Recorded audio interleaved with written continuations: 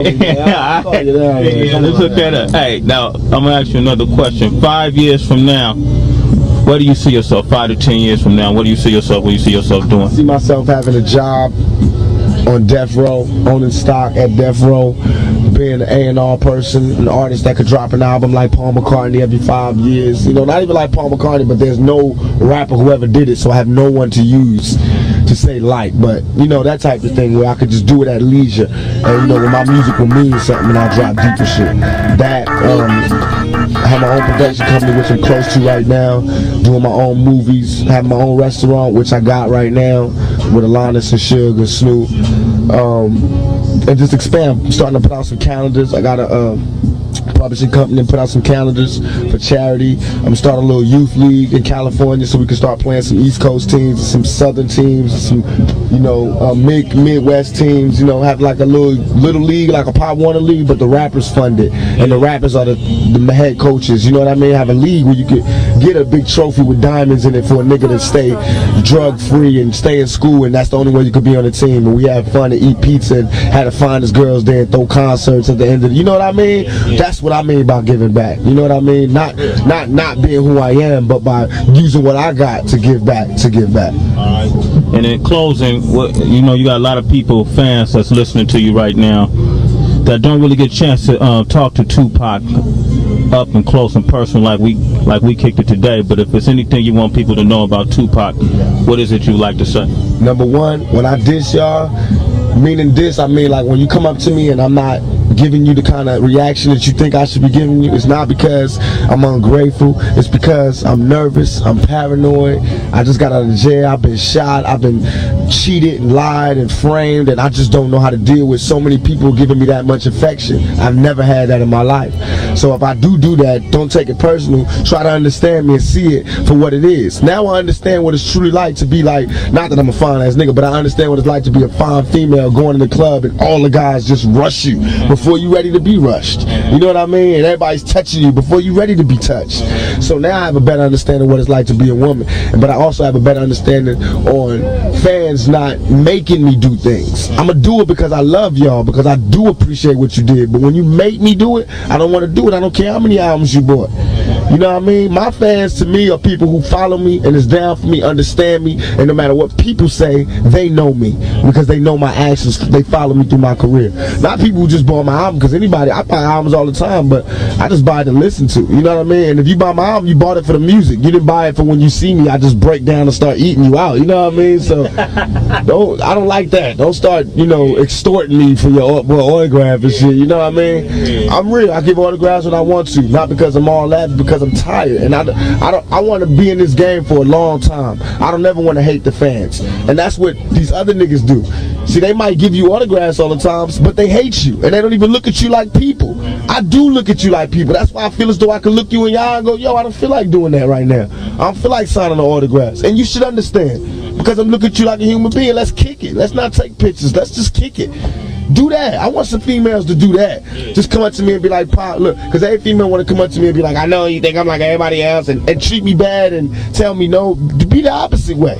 Everybody doing that. Everybody trying to show me how much they not attracted to me. Do the opposite, because you know these ghetto girls, these minority women is what I call them. Them the only women I could get. Everybody else scared of me. Their parents are telling them not to mess with me. So y'all can't fade me. Y'all can't turn on me. Don't change on me. Stay down for me, because I stay down for you, and don't extort me, and let's just do it forever. There it is. Tupac Shakur kicking on the set right here. I want to ask about the new two projects you have coming out. Can you ask a little bit about that, like the new single, or like the videos? Okay. Because a lot of people, you got a big marketing plan coming out with that. Yeah. And then we'll edit that in. Okay. All right. Well, you want me asking, like, you know, this project he's doing with Jodeci? Oh, okay. All right. Yeah. Hey, Pop, why don't you talk about the project you're doing with Jodeci right now? How do you want it? Man. My next single is going to be How Do You Want It? America's Most Wanted, Hit 'Em Up, and California Love, the version that people never could buy. You know what I mean? And Hit 'Em Up is the song which is a classic hip-hop record, meaning a straight battle record to all the Bad Boy staff. You know what I mean? From Puffy to Biggie to Lil' Kim, all of them. What about Mobb Deep? And them too, because they been talking a lot of shit, and I got them. I got songs to them. I got this song called When We Ride on Our Enemies, and I'll be like, Nigga, you barely living. Don't you got sickle cell? See me have a seizure on stage. You ain't living well. Hell, how many niggas wanna be involved? See, I was only talking to Biggie, but I'll kill all of y'all. Been ball. And that's the truest shit I could ever have written, because these niggas in Mobb Deep is little kids. When I was in jail, when they came out with that song where they was like, Thug Life, we still living it. You know, in that song that they had, they was talking about, yeah, they was like, Thug Life, we still live. I took it as a diss. So from jail, I'm calling my little homies in Atlanta like, yo, they got a show out there. Get with them bastards. So my homeboys rolled them niggas like what southern niggas was cowards. In the car, like looking forward, like they didn't see my homeboys going, Thug Life, motherfucker, what's poppin'? You know what I mean? So I hate niggas like that. And these are some young busters who's getting souped up by their block to come up against a motherfucker they don't even know. Mobb Deep, you know, like I know, I'll swallow them. Now, if this was somebody I couldn't fuck with, I'll tell you. But Mobb Deep, I'll swallow them niggas. I will have a train on them niggas, you know what I mean? One of them niggas got sickle cell, he barely breathing. He don't even want to see me. He'll have a fucking seizure. They both weigh like 100 pounds. They don't want, my little homies is attacking them. That's why I ain't even addressing the Mobb Deep issue, because they not even on my level. I find it disrespectful that they even think they can attack me or the West Coast. So I don't even address them little buster ass babies. And please print that, because it is on and popping. And when I say it's on and popping, I mean when I see the niggas in the spot, it's on and popping. I'm not one of them fake diss record writing motherfuckers. Only time I won't rush a motherfucker is because he straight up told me he got respect for me. He don't want no drama, because I ain't no bully. I'm not just gonna beat no motherfucker up because the crowd want to see it. You know what I mean?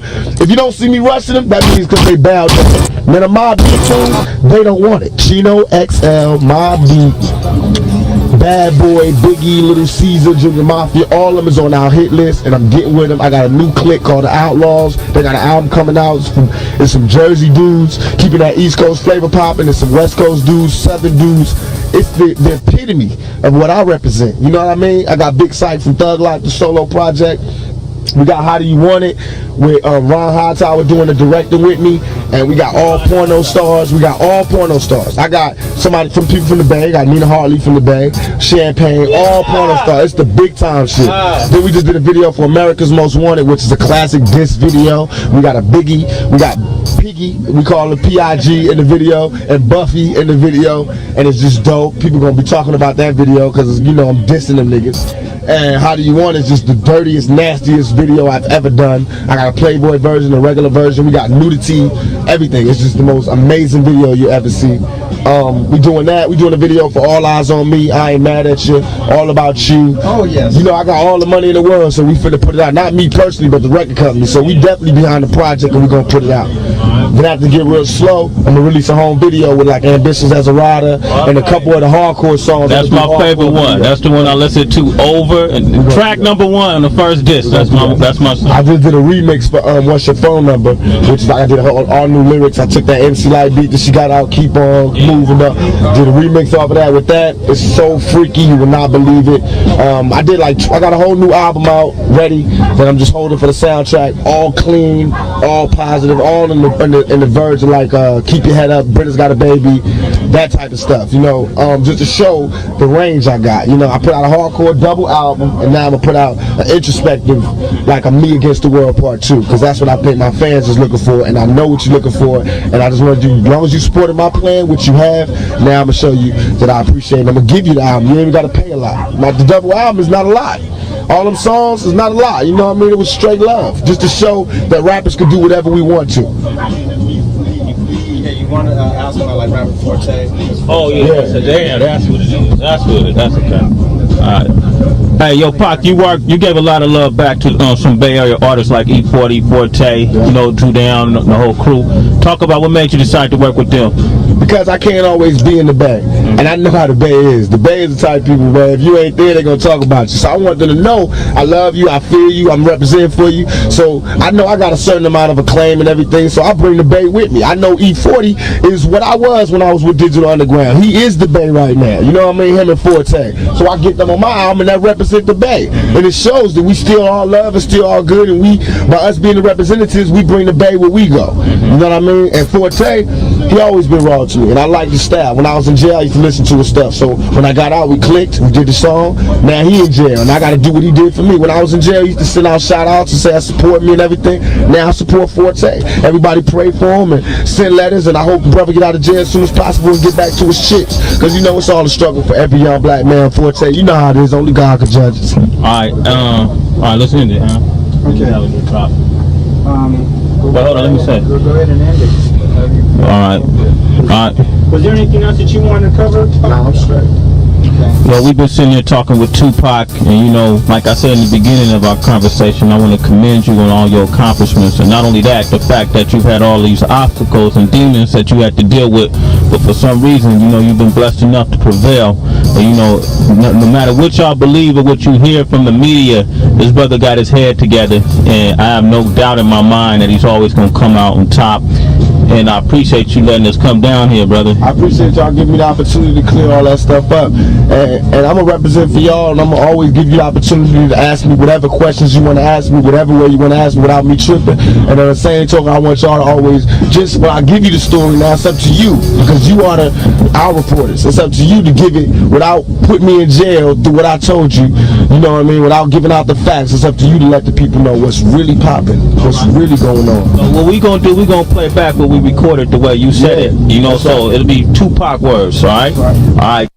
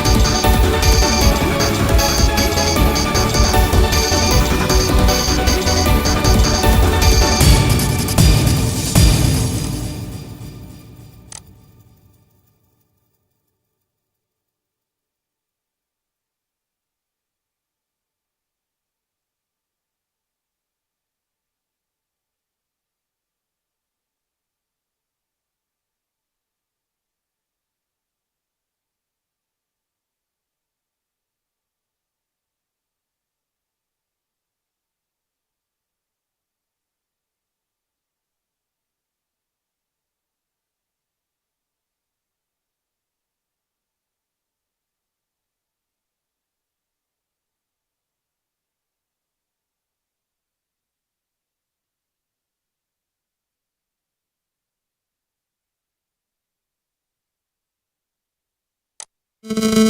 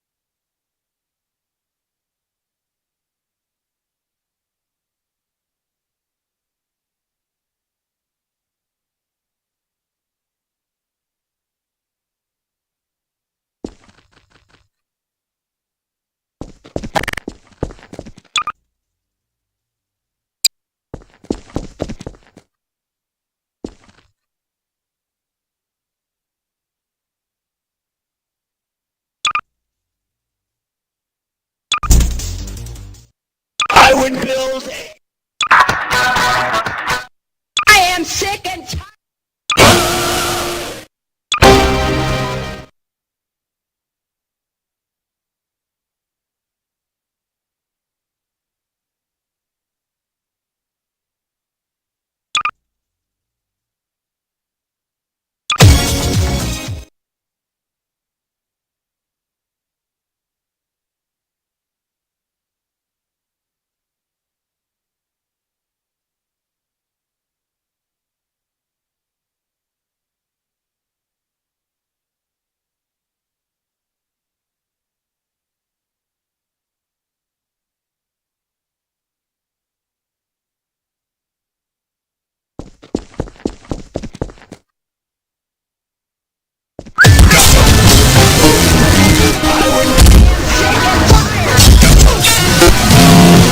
Interesting. Please let me know what you think.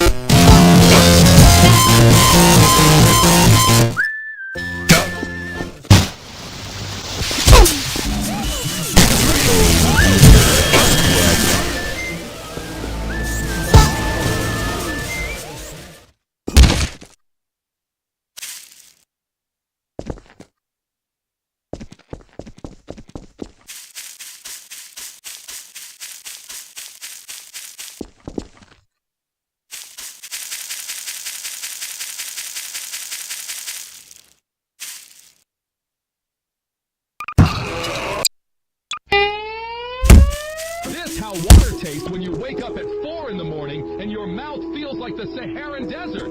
I don't give a fuck if there are ancient viruses lurking in the water. I'd sell my kidney and the blood of my firstborn to drink this shit. Xiao Hong Shu. Should I tip him or should I give him my tip? This big brother does the hat dance after ingesting 20 milligrams of isobutylphenyl propionic acid, otherwise known as Tylenol.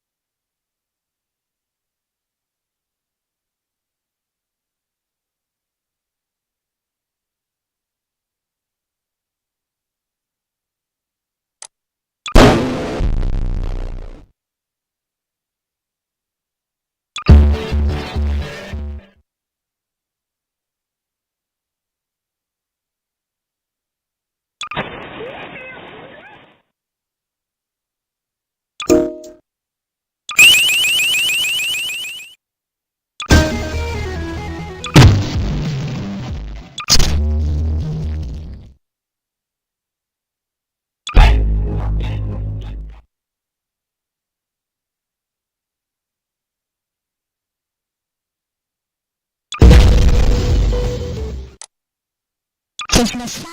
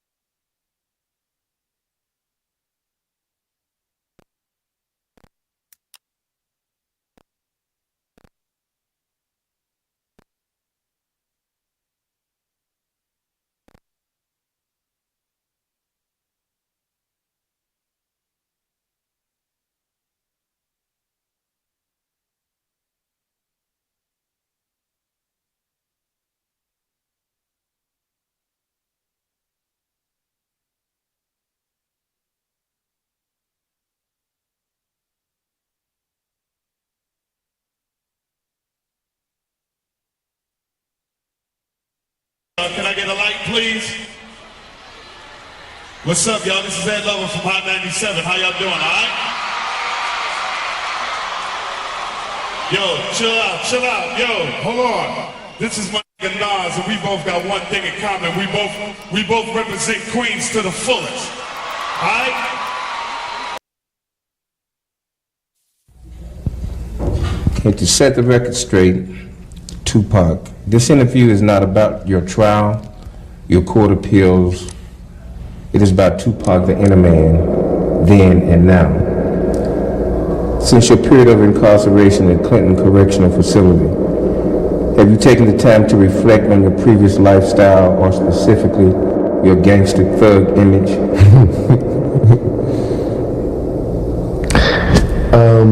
I don't see it as me having this gangster thug image.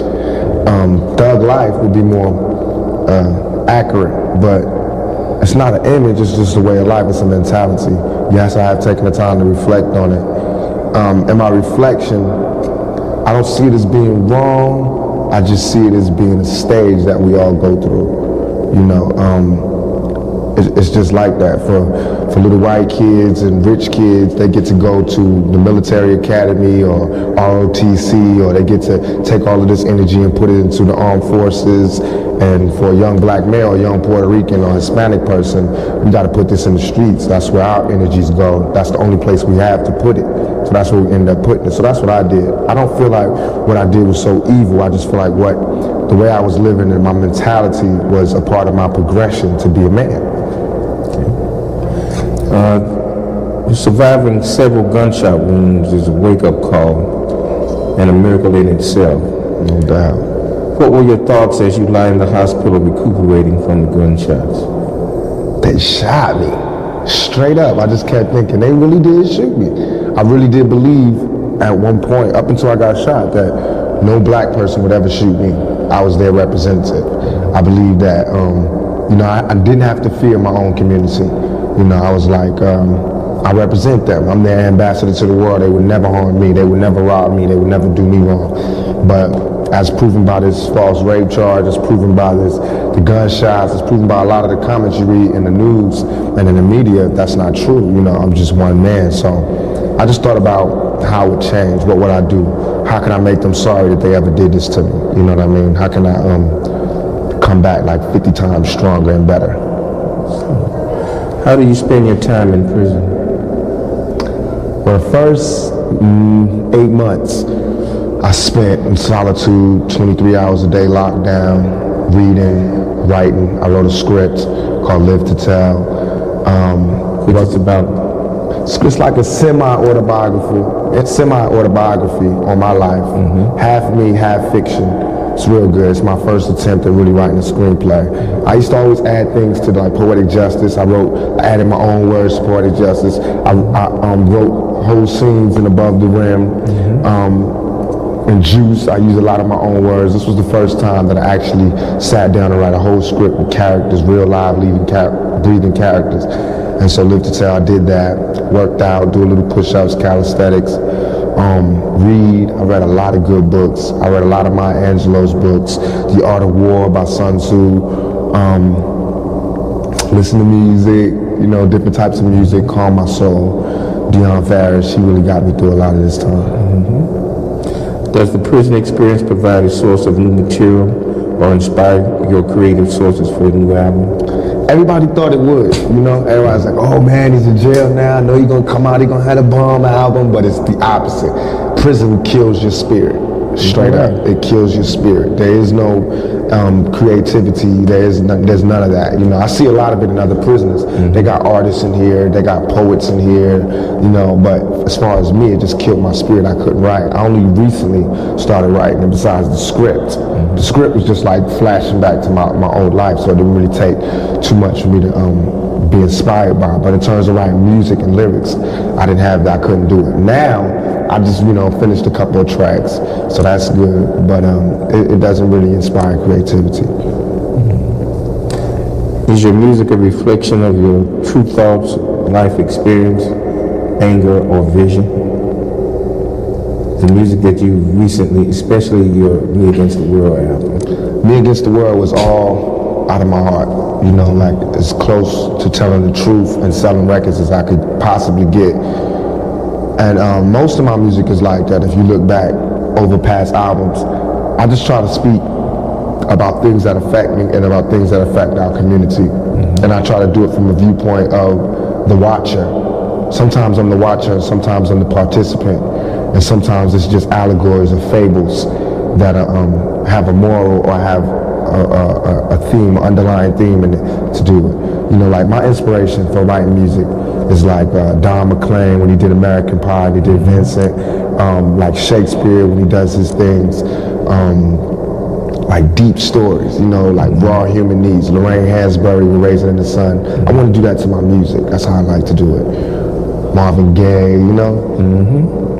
Can you talk about some of your lyrics? Sure.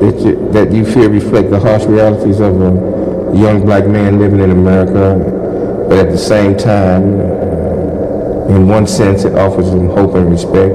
No question. Can you talk about that? Yeah, I mean, I don't understand how Dolores Tucker and Bob Dole and all these other dudes, how they can say like we got gangster music. I never even classified our music as gangster music. And if you really, I know they haven't listened to my tape. I know somebody geesed them up to go attack Tupac. And now what it does is they attack a few famous rappers, and now them themselves are famous. Bob Dole want to get elected, which he won't be. Dolores Tucker just want to get a name, which she won't find, because it'll fade. I don't see how she can say she's helping the black community and strike back at us. We are the black community. You know, we are a part of the black community. But as far as the lyrics, you can look at lyrics in my album, any album, and I'll pick out lyrics and I'll shut them up on all their points. You can look at my recent album, Me Against the World, the title song, Me Against the World, where it has lines that says like, can you picture my prophecy? Stressing the city, the cops on top of me. The project is full of bullets, though bodies is dropping. They ain't no stopping me. Constantly moving while making millions. Witnessing killings, leaving dead bodies in abandoned buildings. Can't reach the children cause they illin'. Addicted to killing and the appeal of the cat pilling. Without feeling, but will they last or be blasted? Hard-headed bastard. Maybe he'll listen in this casket. Now how does that glorify thug life or gangsterism? I don't see how that does it. I don't understand how that could be, how you can say, you know, we're the cause of all this violence. Is it true that you were born in prison? Not born in prison. My mother was pregnant with me while she was in prison, and a month after she got out of prison, she gave birth to me. So I was cultivated in prison. My embryo was in prison. It's obvious in your music that you have a strong reverence for your mother. Tell us about that relationship. It's, you know, that's my homie. My mom's is my homie. We went through our stages, you know, where first we was mother and son, then we was, you know, when we was born, it was mother and son. Then it was like drill sergeant and cadet, you know. Then it was like dictator, Lou Country. After I moved out and I was on my own, came back and it was like some prodigal son type of thing. Where now, you know, she respects me as a man, I respect her as a mother for all the things, all the sacrifices she made. So she's really my friend. You know, it's like, it's not just me. I think all young black males and all Hispanic males, really all males period, but especially from that ghetto lifestyle, we have a deep love for our mothers because they usually raise us by themselves, you know, so you always feel closer to your moms. Even back in the day, they had, I always love my mama. It's been going on for years. Do you feel for those mothers who've lost their children and babies to senseless gang and youth violence? Do you have a message of consolation for those mothers? Yeah, I do. Like with Yummy, when he passed on, you know, I know that hurt his family. I know it hurt the family of the female he supposedly have, you know, shot. Just recently, this lady wrote me named Clovis Benjamin from San Francisco, and she's a male woman. And she was writing me, telling me about her son, her nephew had just been killed. And the day before he died, he was like, I'm going to get Tupac's new tape.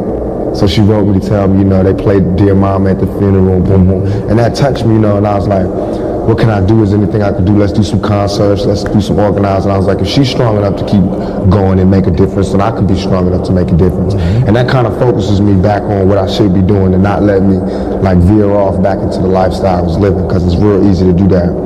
But I definitely feel for the mothers. I think that what we need to do as a community is start taking control back of our communities. You know, I understand there's always going to be drug dealing. I understand there's always going to be violence, but we just need to regulate it so that we can at least have like a peaceful zone where we can all be cool, you know, or else we're going to all die. We're going to all be destroyed because soon the government is going to make the young black male and the young Hispanic male the prime target of their all their resources and all their jail sentences and all their powerful weapons and technology will be the enemy. So unless we stop it now, regulate it, we're going to end up crashing against a wall. Has your record company, Interscope, been supportive of you since you're in prison? No doubt, very supportive. They let me pick my songs, pick the singles. I got another album that I had completed before I went to jail. They keep that hot, keep it, you know, mixing and getting it ready for release. I'll be releasing another album probably December of this year. They've been real supportive. I even had one of them come up, you know, one of like the top people at the record company come up and see me. They send their love and support, whatever I need, money, whatever. So they stayed down. That's why I stayed down. Why do you think your album is doing so well and continues to do well even though you're in prison? When others who are out here promoting their product, and this is not to cast shadow on any other rapper, but it appears that you've become more popular in your music since your imprisonment. I don't think really the album did as good as it could have been doing because I ain't getting no awards. MTV ain't giving no awards, you know, Grammys, you know what I mean? I think I dig real deep with this album. But as far as the success that we do have, I owe it all to my fans, I owe it all to the people who supported me. I think the reason being is that in every album, if you go backwards, people just get turned on to me. If you go backwards and you listen to the other albums I've put out, it was a prophecy. This album, Me Against the World, was made before I went to jail, before I got shot. And all I'm talking about is going to jail and getting shot. So it was a prophecy. So when the album comes out, then you hear about what's really going on in my real life. I mean, I don't have to say I'm keeping it real. You can listen to the music and go, whoa. You know what I mean? He said that. If I die tonight, he said that. In Outlaw, where I said some dudes in a mask coming to shoot me, I said it, you know what I mean? And it ain't easy. I'm talking about being in jail. You know what I mean? And the judge not letting me out on bail. I mean, I said all of these things, and then it happened. How many records have you sold?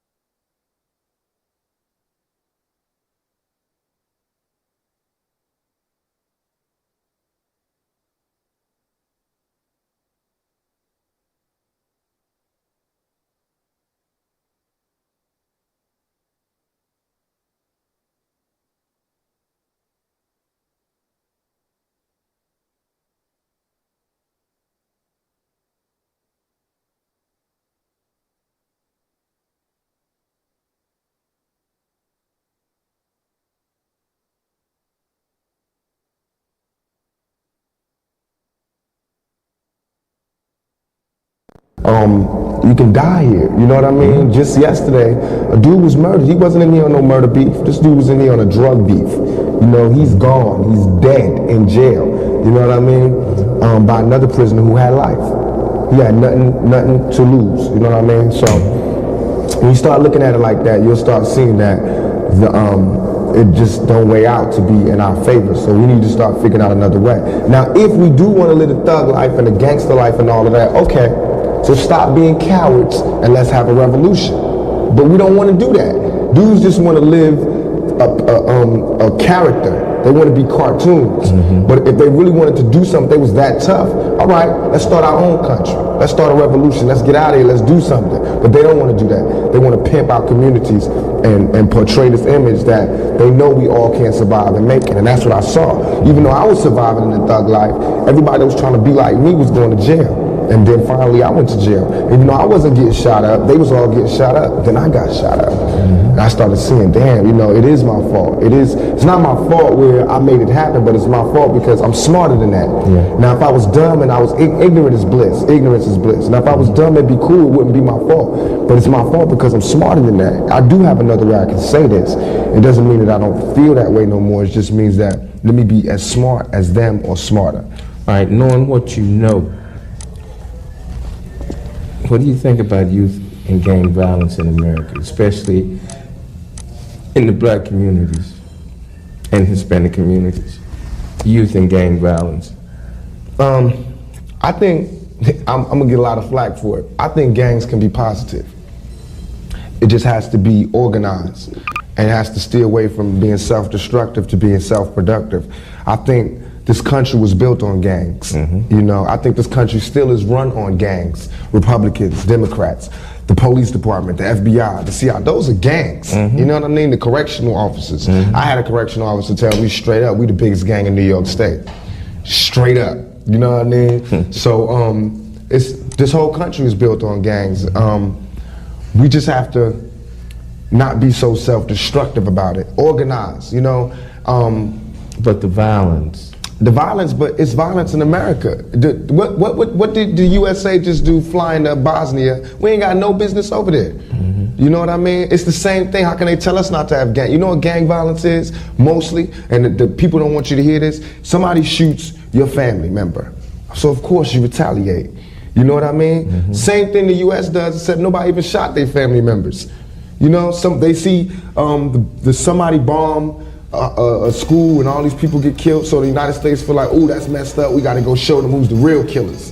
That's the same mentality these gangsters get. You know what I mean? So until they stop that mentality, we won't stop. Or they won't stop. Because they watch this country to see what they do. America is the biggest gang in the world. You know what I mean? Look at how they didn't agree with Cuba, so what was to cut them off? That's what we do in the street. We block things off. I want to say stop the violence. I want to say the violence ain't good. And they know why can't you say that then? Because that's not realistic. I know it's not good. If anybody speak up against violence, it'll be the brother that got shot 5 times. I got shot twice in my head, all up in.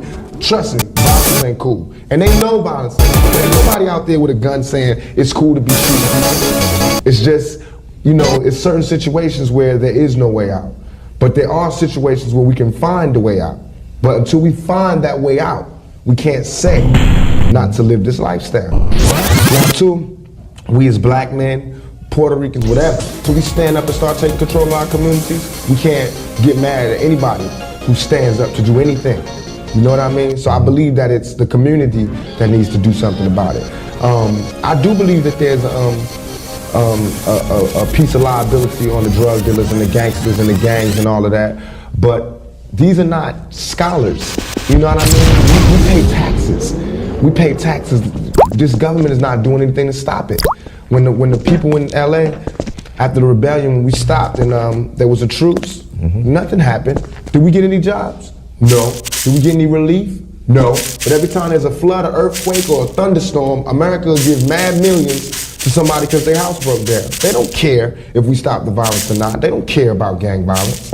You know what I mean? Every time that Bosnia gets shot up, any place gets shot up, they send them a whole bunch of millions in food and packages from Somalia, everywhere. Everybody getting food but us. So we don't want the gang violence to stop. So they can't ask me to tell them to stop the violence, because I can't tell nobody who's hungry what to do unless I'm ready to feed them. Then I'll tell them what to do. How can gangs be positive in the community? Regulate our community. If you got somebody dealing drugs in the community, make them pay for the community center. Make them have hours that they can work on that block. You know what I mean? And if they don't want to listen, then you turn against them. Be security in your own neighborhood. You know what I mean? If we so strong as gangs and as hustlers and as G's and as thugs or whatever, it should be no rapes, there should be no violence, there should be no gunshots in our community unless we the ones sparking it, unless we doing that to somebody that's trying to infiltrate or break down our community. You know what I mean? All this money that we make in the streets, we should bring it back and turn it back into the community. We need to have block parties again. We need to have leagues, you know, summer leagues and football teams and basketball teams. We need to start taking care of our own. That's how it can be positive. It can be positive when we start, you know, sending these young G's to school, sending the younger G's to college. You know, let them come back and build something. Okay, this interview was conceived with you in mind, and to offer an opportunity for you to speak to your fans and anybody else. Now, do you have any comments on setting the record straight, friends or foes? Yeah, I'm gonna say it like this dude in here always tell me. I don't got no friends. I don't got no friends. You know what I mean? I got supporters, people on my side and people on the other side. I ain't gonna blow up nobody's name, but I will say that as far as that Vibe interview, and everybody was saying, you know, everybody that was involved knows what happened. And everything is there. If you got a brain, just read everything over. And read my reply, read their reply, read what people say. Watch people. Because you can fake for a long time, but one day, you're going to show yourself to be a phony. That's for true. You know what I mean? Yeah. And that's what these, you know, a lot of people are doing these days. Think back. Did you think about all the people that you've seen me put on stage? Think about all the people that I put on, that I got into this game, that I showed how to do this. And think about what they're saying now. That's not keeping it real. As far as foes and enemies and all that, I really don't care. My only fear of death is coming back reincarnated. You know, I don't have no negative feelings towards nobody. It's not like I'm gonna get out and go shoot somebody up. You know what I mean? I know who shot me. I don't care about telling the police none of that. I don't care about none of that. You know what I mean? Whatever. I'm still here. You know what I mean? And it's not like I'm untouchable. I can be killed as soon as I get out of here. You know what I mean? But I go cool. I'm cool. You know what I mean? I go, you know, screaming West Side and I'm all good. You know what I mean? But what I want people to know is that don't support the phonies. Support the real. You know what I mean? How can these people be talking about how they so real and they don't care about our communities? How can they be talking about what they, all this, you know, the good, blah, blah, blah, blah. They don't care about our communities. You know what I mean? Listen to the words that people say in their lyrics and tell me if that's some real if that's real to you. You know what I mean? Listen to what they saying. Don't just bob your head to the beat. Keep the game. And listen to what I'm saying and hold us accountable for it. You know what I mean? And really, you know, whatever. If somebody else blow up and I fade out, that's just how it's supposed to be. That's fate. And I don't got no problems with that. I don't got no problems with nobody in the whole street. I wish everybody success. It's all to make money. But I will say, I already took 5 bullets. Ogres and if I can help it, I don't plan on taking no more. You know what I mean? And I would tell each and every person out there, forget about that clicking up thing, you know what I mean? Be to yourself. Stay to yourself. Trust nobody. Trust nobody. After dark. You know what I mean? Straight up. My closest friends did me in. My closest friends, my homies, people who I done took care of their whole family. I done took care of everything for them, looked out for them, put them in the game, everything. Turned on me. Fear is stronger than love. Remember that. Fear is stronger than love. All the love I gave didn't mean nothing when it came to fear. So it's all good. But I'm a soldier. I always survive. I'll constantly come back. You know what I mean? Only thing that can kill me is death. That's the only thing that'll ever stop me is death. And even then, my music will live forever. On October the 5th at Madison Square Garden, they're hosting a major benefit concert for aid, which will consist of all the major rappers in the music industry. Understand that it's for a good cause, and they hope to raise a lot of money from this. Anything that you want to say to the public about the concert, wishing them well, or about AIDS? That's a big one. All I can say is people are resilient, very strong.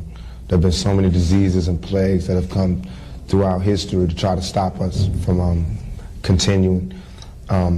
We can beat this, but we have to be smart. We have to be responsible. I mean, I don't know what to do. We can. It's not just about putting a condom on. We need to put a condom on every time. Mm-hmm. But you know, it can happen anyway. So really, I wish them the most success in their program. I've heard they was attaching me to the project, which is no problem. I wish them success with it. It should have took us so long to come forward, so I'm glad that somebody did. Mm-hmm. Us meaning the rap community, so I'm glad that somebody did. I heard Jodeci's doing a lot of good things with that. Proud of them. You know, they can really make a difference. And everybody involved, I hope we make a difference. As far as me, again, you know, AIDS is a killer. I hope we put on condoms. I hope we stop it. But some of us might not even make it to live to get killed straight up. In conclusion, if we're fortunate in being granted permission to host a benefit concert here at the prison against youth violence with you and your friends in the entertainment industry, would you and your record company support this effort? I don't know, I can't speak for my record company. I'm sure they would, especially if they can make a buck out of it. Mm-hmm. But not that they're greedy, but you know, it's business. You know what I mean? I'm sure we could do a video or something out of it. I would love to. You know, this prison gave me so much knowledge and to put me on such a right track. I would like to be of prisons and youth centers and bring, you know, these rappers there, the hardcore rappers that they say don't give a hell about the community, and if we could come to them and do the concerts and speak one-on-one, I think that'd be cool. Because I met a lot of OGs in jail who've given me a lot of game, given me a lot of knowledge to move to the next level. I like to do the same thing. I think that's what we're supposed to be doing. So hopefully, you know, that'll be popping. All right. Well, this concludes an exclusive prison interview with rap artist Tupac Shakur. Can I say one thing before you end? A lot of people been giving me mad flack about this thug life thing. I just wanted to clear something up, you know.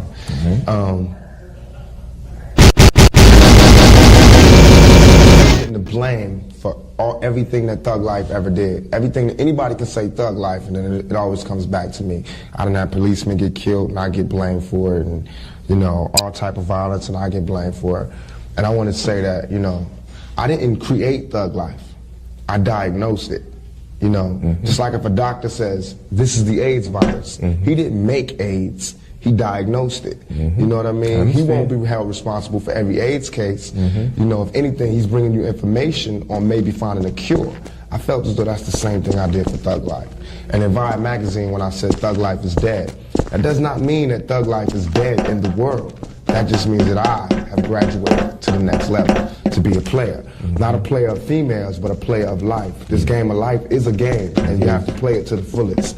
And I graduated, you know, I'm in college now, the college of life, you know. And I want my brothers to graduate too. I could easily just look down on you and go, the motherfuckers stupid, you know what I mean? I know something now they don't know, but that ain't me, that ain't never been me. When Thug Life was not out there and I was pumping it to you, I wanted you to know what it was like. And now I want you to know what the next level was like. So I had people telling me, you softened up, ain't nothing soft about me, ain't nothing changed. If anything, I feel like the other dudes is soft, because they out there fronting. They watching little kids get killed and they still talking it. You know what I mean? And it's cool to talk about it, to recognize it, but I mean, how many times can we say the same thing? You know what I mean? I know it's a way for us to get out the hood, but what are we running to? You know what I mean? Once we get out the hood, shit, they don't want us over there. You know what I mean? And also for the people out there, we need to start supporting not every black person that go to jail or get into trouble, but the ones that you know didn't do it. Exactly. You know what I mean? I feel like people know I didn't do this. They saying right now, they still say Tupac Shakur rape charge. I'm not convicted of no rape charge. I want to make that real clear.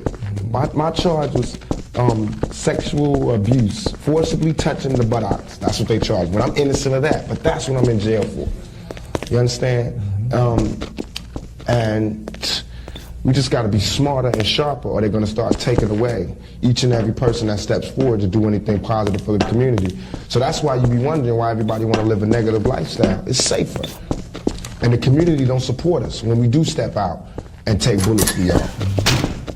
So can we look forward to some very positive things from Tupac Shakur in the future? Oh, no doubt. You can look forward to me doing movies, writing movies, starring in movies. Soon I want to direct them. You can look forward to me doing records, bringing on a whole bunch of groups. I already got a few now. I just signed to Death Row Records. I got Fatal and Felony. I got Dramacidal. Thug Life is coming back. My albums, I should be doing a couple more.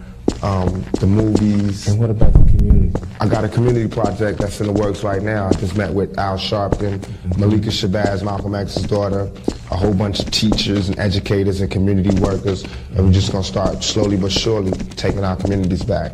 So it's not like I'm just jaw-jacking or doing lip service. I don't care if nobody never support me no more. I'm doing this for self, you know what I mean? But I'm saying is that measure a man by his actions fully, from the beginning to the end. Don't take a piece out of my life or a song out of my music and say this is what I'm about, because you know better than that. And if you take me out the game, you're not gonna want to see the next one. Trust me. Take me out the game, you're not gonna want to see this next dude, because he ain't gonna have no compassion. Okay. Well. And don't come to jail. This is a maximum facility penitentiary. Do not come to jail. Do everything you can to make it around the system, over the system, in the system. But don't come to jail. It's not the spot. It's little 17-year-old kids up in here, you know what I mean?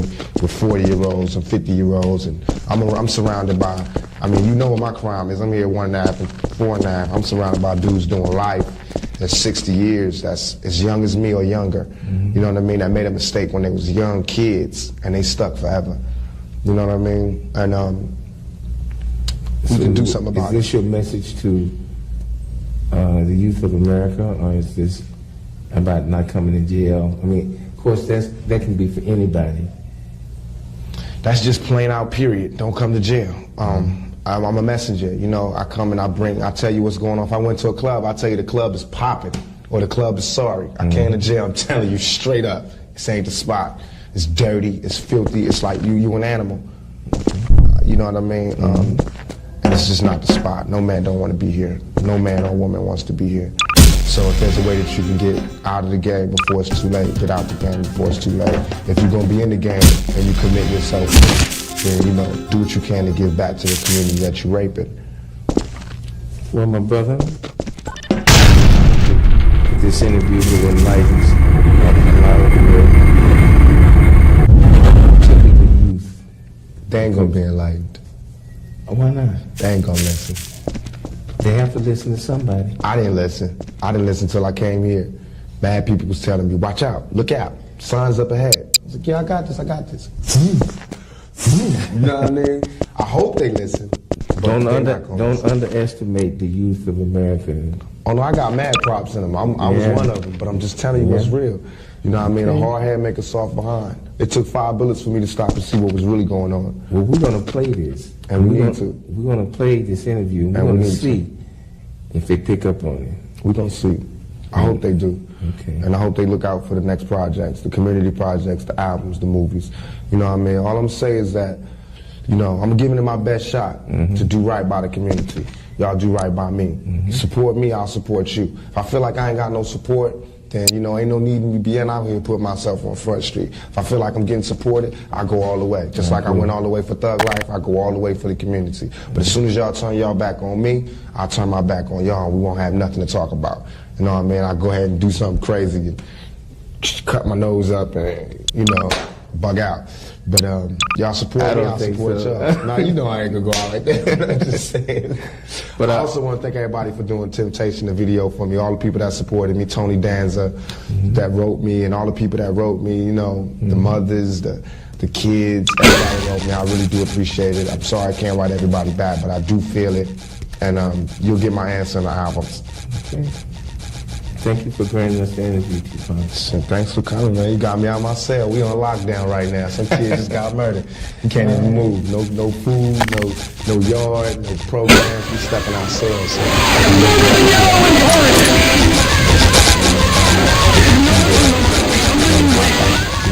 Look for that role in the future. He's gonna come out.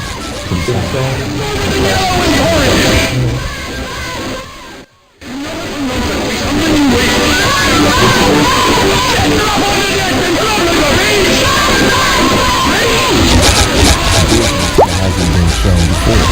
You know, I have a whole energy that represents not just black youth, but white youth, Mexican youth. You know what I'm saying? That change right before you go from being 18 and unresponsible to when you go to being like 21, 22, and the whole world's on your shoulders. I believe strongly that my audience empathize with me because I show that side. I show that emotion raw, uncut, good and bad. And so I think I can bring that more funneled, more directed into screenplays, more albums, producing, managing. You know what I'm saying? If I can figure out just how to control it, I can use it on a lot of different levels. I trip off because it happens out of nothing. It just goes, you know, everybody just be screaming and happy, and I just trip. I get uncomfortable, and it's like similar to a deer being caught in the headlights. I just freeze, you know, and I don't know what to do. I don't know if I should be what they want me to be, or if I should make them hate me so they can stop. You know, like say something mean so they can just stop. But I'm just like caught in the middle of it because you can't. I mean, no one can do that. Police can't do that. They can't stand in front of all these people and control them with a gun and mace and all that. So me with just words, it's like a battle to find the right words to say at the right time. I'm curious when you think about the idea that you do have that kind of control over so many people, in one sense, the whole idea of being a role model comes up in the imagery. And a lot of people who know you, and I talked to them beforehand, suggested that, hey, you know, when you meet him, he's going to be something entirely different than you imagine and what the media is portraying him. What about that idea that you have been portrayed? And sometimes, I mean, to be honest, you like the portrayal of you just hard, thug. That's right. Don't step on me. That's right. You're in trouble. That's right. Yet there's another side to you, too. What about that idea that you've got to be able to figure out where you're going? Too pretty. To me, it's like Can't take it. It is my sensitive side. Sometimes pushing a simple that button likes is the to most blow up the satisfying. hard side, because if my image or my reputation could stop a confrontation before it happens, I'm fine. You know what I'm saying? I know how it is day to day. It's a constant man ego check going on in this street, in this world. So part of that is just like, you know, that's my resume. But as far as the media, they look at it as something different. They don't care about my resume. They don't care about me not getting in trouble. It's just another story, you know, and it's a real story. They don't have to pay for it, and they're going to milk it for all it's worth.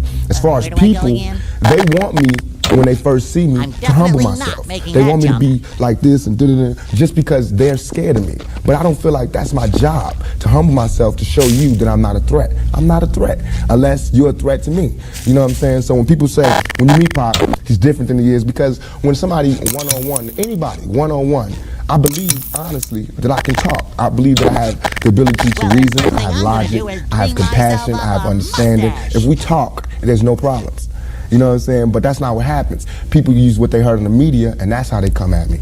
And then, you know, we got to clash. One of the things that you read in the media is that you're angry, that you personify your generation, that you just got some angry folks out there, and you're one of them. I'll put it to you. Are you angry?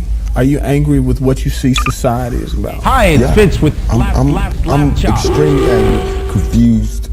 You know, a lot of the times that I sat up in court, I couldn't defend myself, you know what I'm saying? And it wasn't like the things they were saying about me were beyond my comprehension, or the things that I could say weren't going to help my case. But because it's like being exiled, from society, and that's how I feel. And this whole the anger comes from I'm tired of waiting for my past to get into society. All I ever wanted to do was make me and everybody around me feel more comfortable about where we were. You know what I'm saying? About the places that we stayed. This is our home base. Let's build it up. Let's be happy about where we come from. You know what I'm saying? Instead of trying to assimilate and get a pass key to where they at. You know what I'm saying? Not to say that everything needs to be separate, but we gotta find pride in ourselves. You know what I'm saying? And once you get the pride, like damn near 2 seconds after the pride comes anger. From being held like that for so long and to be made to go through those changes, you get mad. You know what I'm saying? As soon as any black man receives his first 3 checks, he starts getting mad. Because it's not about the necessity of having to have a job and having to pay and do that. You don't care no more about the smiles and the, yes, massa, because you done got paid. You know what I'm saying? And now it's like you want to save money. You want to help other people. And you see how far you have to go to help anybody in your neighborhood. Set up for me when I get paid, for me to work together. You know what I'm saying? The only reason I've had these problems is because I haven't left yet. And these problems don't come from a white man. It comes from just society, the problems that we have. Let me put this to you. A lot of people tell me Train, DJ, train! Tupac is, for the most part, a nice guy. This old thug thing, hype. Good for record sales. Helps him identify with the young people who are out there and angry, who would maybe label him a sellout, like they did Hammer if he didn't have that hard side.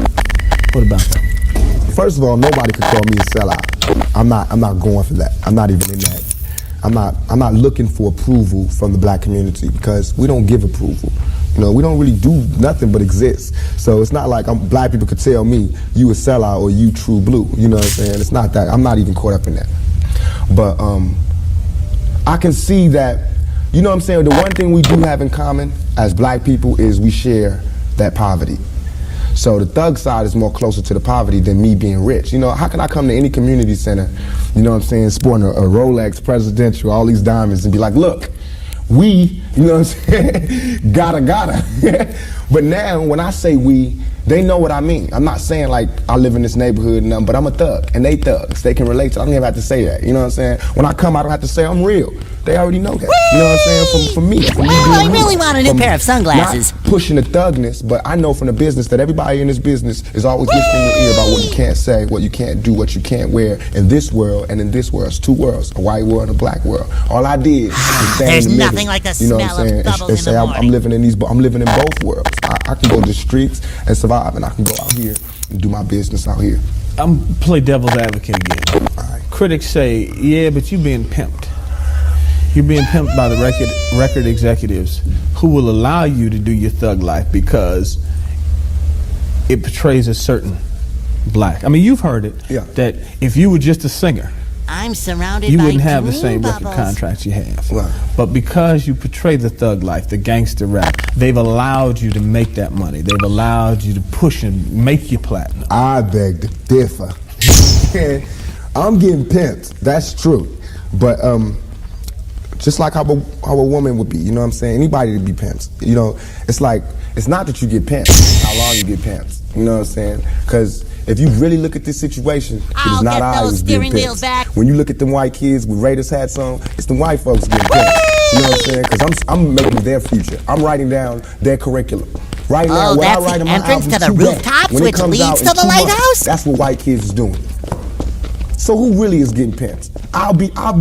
What I'm writing in my raps is what them white kids is gonna be saying to their mamas and daddies when they come home. Who is getting pimped? You know what I'm saying? I'm a high school dropout. You know what I'm saying? As far as my teacher told me when I was in high school. Sometimes pushing a simple button is the most satisfying. I just gotta, it's going down. You know what I'm saying? It's going down. Everybody's getting pimped. Say hello to my little bubble friend. Whether you work for yourself, you're getting pimped by somebody. That's not the crime. The crime is how long you allow yourself to get pimped. You have to come up. Everything is a come up. Everything is a struggle. You start from the bottom, working to the top. The press and the media make you think that a black man arming himself is illegal or criminal, or that he has to arm himself to rob a liquor store or something. You know what I'm saying? That is for me to defend myself, and it should always be. It's just about surviving, and we have to be honest about the things that we use to survive. And why is a black life any more recoupable than a white life. Bubble power. You know what I'm saying? We know that they don't put the same security in the ghetto that they do in the white in the white I'm neighborhood. surrounded So by therefore, dream for me to be out here saying don't, put your guns down and no violence, that's hypocritical. And if I didn't talk about the violence, everybody would act like the violence wasn't there.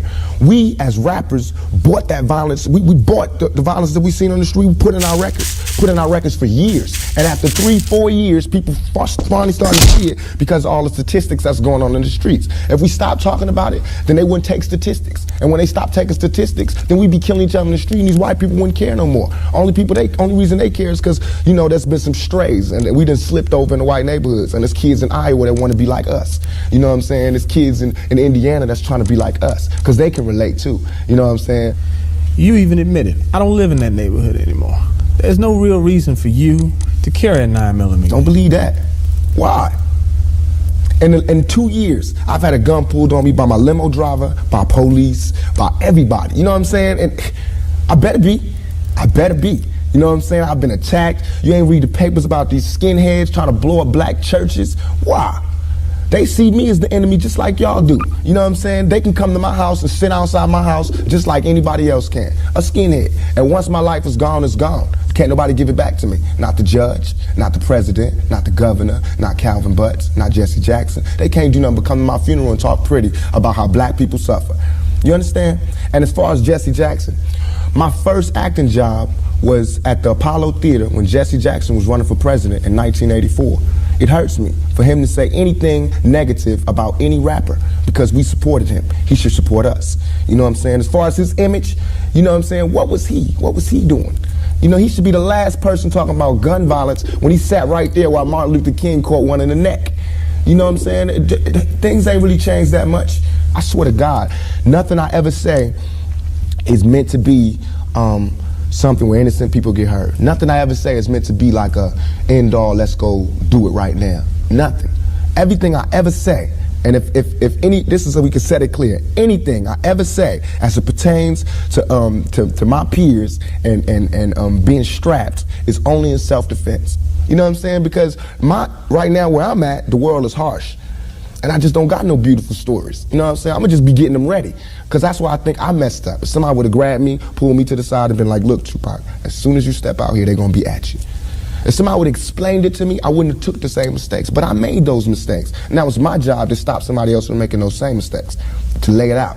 To lay out the real map on the world and how it is. Everything I'm saying is a warning, is a plea for help. If everybody is so goddamn worried about me, why ain't nobody came to help me? You know what I'm saying? I never wanted to be no star. This ain't my job. I don't care if everybody don't cheer for me. You know what I'm saying? If you're not cheering for me for what I'm doing, don't cheer for me. Don't cheer because you think I'm cute. You know what I'm saying? Screw that. Cheer for me for what I'm doing, for what I stand for. And when I go to jail, you should cheer louder. You know what I'm saying? Because I'm standing up for what I do. I'm not robbing nobody, not stealing from nobody. I never took nothing. Everything I do to represent my people. I do because I think this is what they want me to do. This is all I want to say. For all them people that doubt me, I had no record all my life. Okay? No record, no police record, until I made a record. As my video was debuting on MTV, I was behind bars getting beat up by the police department. I got a $10 million lawsuit. They said they would settle with me and everything. You know what I'm saying? But nobody cared about that. That wasn't blew up all in the news. They did not see me on TV with my eye busted, my head busted. There's pictures of those. In Oakland, yes, in Oakland. You don't see them pictures. You see pictures of Tupac coming out of jail in cuffs. You don't see pictures of the police standing over me beating my brains in. You don't see that. But I see that. That's what I see. You know what I'm saying? So it's all real. And I feel like just like a woman that's raped, any woman that's raped would never, ever allow herself to be raped again. Am I correct? Any woman that's violated would never allow herself to be violated again. Same thing. You know there are going to be people who sit here and say, how can you say that when you're faced with that charge? That's how I can say it. We got people in my own community that will get me. Why? Because I got it. Now this girl, who I can't say her name, but if I was to say her name, 1,000 all over the world would go, I put this on everything I love, on everything I love. When I was in Atlanta, I was pulled over at a gas station. Some dudes from New York pulled over next to me and told me the girl's name. They said, I know the girl that did it. They told me her name and where she's from, say she's scandalous. I can't go on TV talking about this girl, because that's what they want me to do. They want me to get on TV and talk about my black sister as a hoe, and she's a bitch, and she ain't she a money grubber. I ain't fit to say that. I don't have to do that to show that I'm innocent. You know what I'm saying? I'm not guilty. People should look me in my eyes. They should look me in my eyes. And anybody that thinks I committed that rape should go get Brenda's Got a Baby and keep your head up and listen to him thoroughly. It was hard to imagine that you would do that. It shouldn't be nothing for. It should not even be to me. I have no patience for anybody that doubts me. None at all. It's too hard out here. You know what I'm saying? If my people don't stand up for me, who is? I understand these white folks looking at me like that because they don't know me. They didn't hear keep your head up. That ain't no fluke. You know, keep your head up ain't no goddamn come up. I didn't do that for to be smiling in my face to say, oh, he's cool. I did that from my heart. So that if they do try to put a rape charge on me, my sisters could say he ain't about that. Now, if my sisters can't say that, you won't hear another keep your head up out my mouth. You understand me? Because it's a struggle on young black males today. What would a Vietnam vet be like without a sergeant, without any backup, without any other soldiers, nobody but a Vietnam vet in Vietnam? When he came home, how would he be? And that's me. I had to go through all that street, war, everything, the same drugs that everybody else get turned out on. You know, where I would have been stopped shorted, I made it past. And here's where I am. But because I made it past, I missed some lessons. You know what I'm saying? And you can see the lessons that I missed when you talk to me. You can see where I haven't had a father when you talk to me. You know what I'm saying? You can see where I spent a lot of my time in the streets when you talk to me. Because the words that I say are not words that come from a mother's mouth or a father's mouth. It's words that comes from a pimp's mouth or a prostitute or a hustler or a drug dealer. You know what I'm saying? But to me, these were my role models. How much of that, though, in terms of growing up without a father, sometimes not being with your mother, do you lament on and look back and say, damn, I missed something big? Everything. I know for a fact that had I had a father, had I had someone, and I hate saying this because white people love hearing black people talk about this, but had I had a father, had I had some of these opportunities, I'd have been able to help my mother more. She wouldn't have went the road she went. I could have been a better son.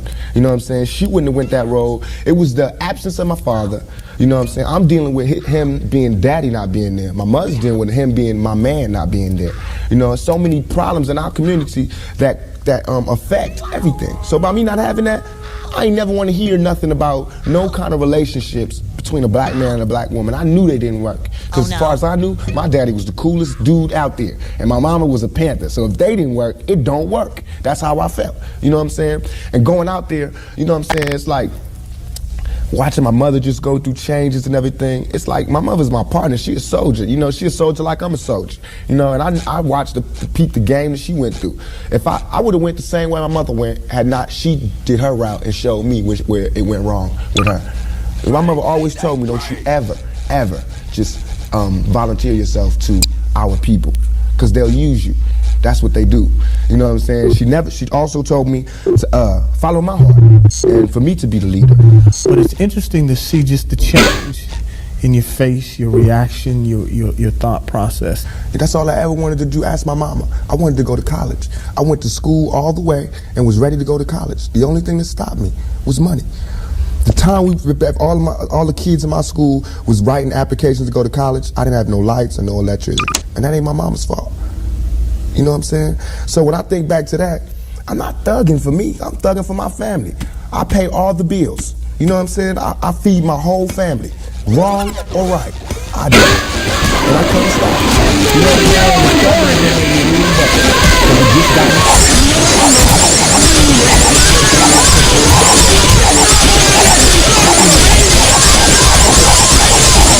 I've ever embarrassed myself or my people, you know, and nothing I've done. And yet, no, I got the whole world fearing me. You know what I'm saying? At 23, weighing 160 pounds. You know what I'm saying? And I ain't even started. I haven't even rolled my plan out yet. And they scared. I got the vice president know who I am, the president, every cop in every city. You know what I'm saying? And I haven't even started working out a plan. We killing each other because we killing ourselves. We not when another man. I know I've been in a position. It's out of our control. It's not like he wants to kill. He just doesn't want to die. You know what I'm saying? It's that situation when you got we are living in a war zone. It's not as easy as these people are making us think that they just got some criminal ass black kids with guns. It's not like that. We live in hell. We live in the gut. You got to stack up 80 deep in one building. You know, by the time you get out your house, you strapped to protect yourself. Because you carrying rifles and riot gear. Same they need the riot. Excuse my language. I'm so sorry. The same reasons they need the riot hat, the riot jacket, the flak jacket, the double vest, the 9mm Glocks with extra bullets, the tear gas, the mace, all that. Who do you think the police is using that against? Dogs? So we fighting the same villains that they fight in the street. But instead of them seeing us fighting villains in the street, we all villains. Is your generation the one that is picking up for where the Panthers left off, saying, all right, enough is enough? The generation before us forgot about the fight. We're picking it back up. Not only forgot about the fight, forgot about us. Yes, and we're picking it back up. But at this level, all we're trying to do is unite. And right now, as a year, we got 1 million people that's listening. Now we can tell them something. Now we can try to get them that way. And we might lose some. We might gain some. But we would never even have that audience had we not said what was real. You know what I'm saying? And the main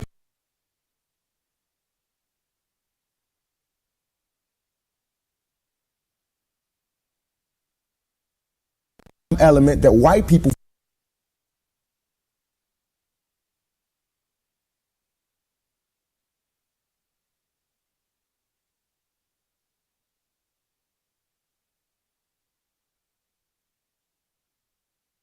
letting out, they right there in that building.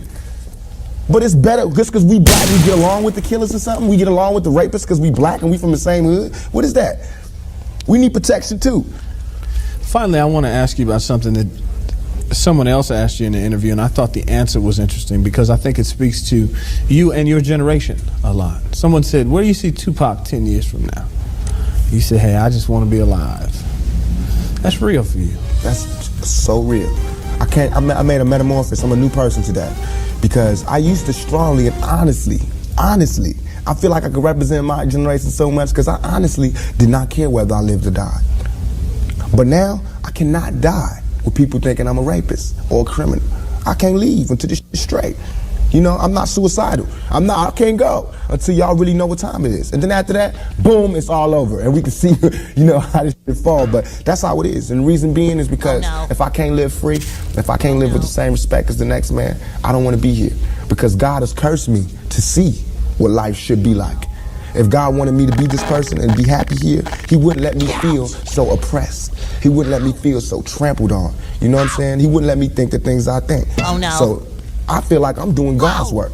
You know what I'm saying? Just because I don't have nothing to pass around for people to put money in the bucket don't mean I ain't doing God's work. Oh, no. I feel like I'm doing God's work. You know what I'm saying? Because these ghetto kids ain't God's children. And I don't see no missionaries coming through there. You know what I'm saying? So I'm doing God's work. While Reverend Jackson do his up in the middle class and he go to the White House and have dinner and pray over the president, I'm up in the hood, you know what I'm saying, doing my work with my folks. And just because I don't live there don't mean I don't go there. I got to go there because I can't help it. Hey, yo, right now I'm chilling with Tupac. Bay Area's on right here. What's up, Pac? How you doing, brother? What's poppin'? What's poppin'?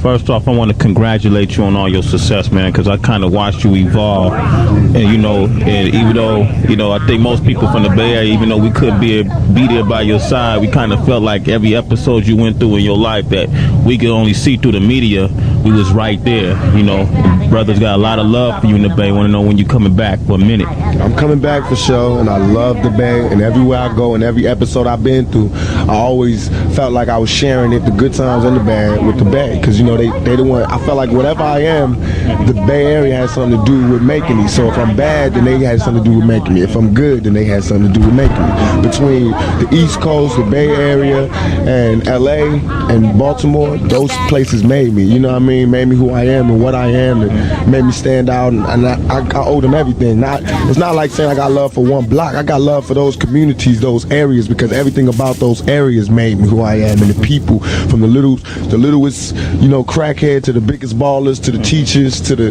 principals in school, to the police that pulled me by the arm, everybody, to the mamas on the block, everybody, they helped raise me, and I appreciate it, because without a family, they helped me to put my family back together, just by all my fans making me who I am. Now I got a family again. Yeah. When I started rapping, I was talking about broken homes and shit. Now everybody all right again, you know what I mean? Just because of my fans being behind me, you know what I mean? And making it more than just a fan artist thing, making it more like, that's our homeboy, and we supporting them, and I appreciated that, going to jail and them making me number one. The people made me number one, you know what I mean? And I appreciated that, and I appreciate them sticking up for me when everybody be kicking me in when I'm down and everything. That's love, and I never trade that. So for the Bay and Philly and all those areas, man, all those ghettos, all those towns, I love you, and don't let this East Coast, West Coast thing get to you. I love y'all with all my heart, with everything, man. I do this for y'all. Just know that if it was you, you do the same thing in my position. That's KC. What's poppin', man? Come back here, man. Oh, okay. Okay. That's KC, y'all. Jodeci. Doing a video for How Do You Want It. Yeah, we kicking in the trailer with these fools right now, and it's setting off the hook. It's setting off the hook. On a serious note, this is what I want to ask you, man, because it seemed like every time you come up, like with each album was something that would set you back, like the incident that happened in Berkeley back in the day with the police, and then the trials you went through with the lady back east, and then the situations you're going now when you getting caught up in the system. Every time you come up, it seems like it's something bringing you back down. When you caught up like that, what is it that goes through your mind when you got millions of fans out there wondering about you? It hurts me in one way because they be looking at me like, damn, you got everything, why you doing this? Yeah. And in my heart, I be like, damn, man, y'all know I don't want to go to jail. I'm just trying to live, you know what I mean? And on the other hand, it's like, I can't really take it personal because I'm a reflection of the community, and all young black males are going through that. Young black females, young white males, a lot of minorities, period, is going through that. You know what I mean? Going through trying to come up and then getting pulled back 5 steps, and you make 8 steps and they pull you back 18 steps. So to me, it's not personal because they all going through it. The only thing that makes it different and original with me is that people get to watch it from the beginning to end like a soap opera. You get to watch mine, and with everybody else, they get to hide, and go to their homes and deal with it and get over it. With me, you seen me doing it. You seen me deal with my greatest pains. You seen me get over things and go through things, and you know what I mean, handle my life, and you seen it. Everybody saw it, so that's what makes it different. Yeah, it's like your whole life is like an open book, and after you got had the incident on the East Coast getting shot and that whole nine, what went through your head? I mean, I read a lot of stuff and I hear a lot of stuff on TV, but I've been inclined not to believe everything you read in the paper, and the things you see on TV. What went through your head as you got shot and all, the whole confrontation that you had with the people that you had it with? I came from it, slowed me down, and went through my mind, was like, damn, I'm shot. I couldn't believe I could ever get touched. You know what I mean? So now that's why I'm more careful, and even more, some people might say disrespectful, but I'm more cautious. You know what I mean? Because I have been shot 5 times. I know what it feels like. It's like, I'm cautious now. I'm not trying to be in that predicament.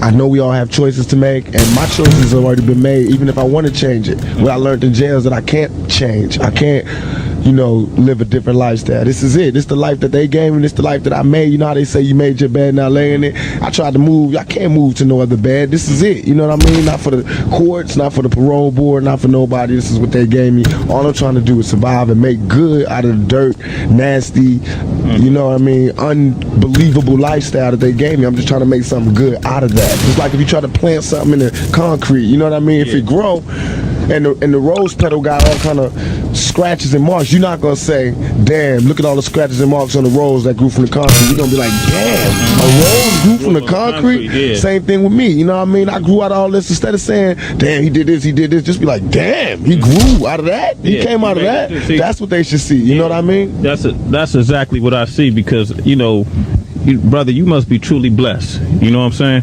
To go through all the trials and tribulations you've been through, and still, you still maintaining. And even now, they still coming. You got these demons and obstacles that What's up with that? They just keep coming down harder and harder.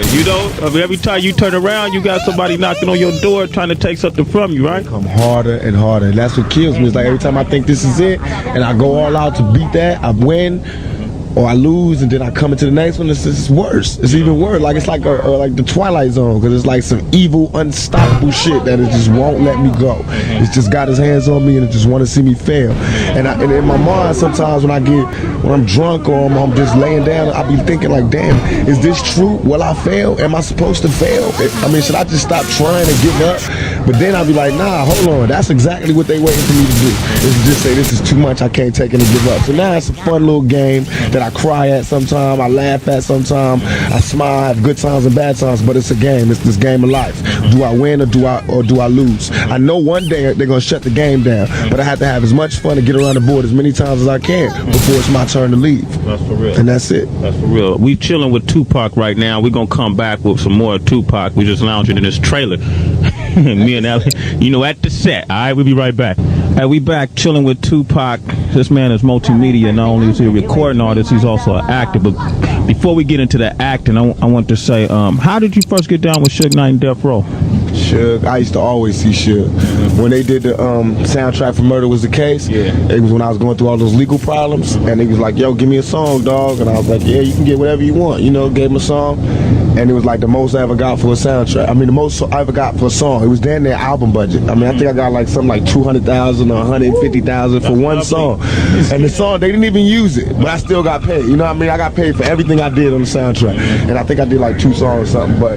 And I remember when he did it like, yo, it wasn't even like because he was jocking me. He did it because he knew I was having crazy legal problems. And I was a man. He had asked me to come to Death Row, and I was like, I ain't ready. And instead of like taking it personal, he just did that for me. And I appreciated that. So when I'm in jail and I'm sitting there, what made me do the Death Row thing, because I was really going to quit rapping.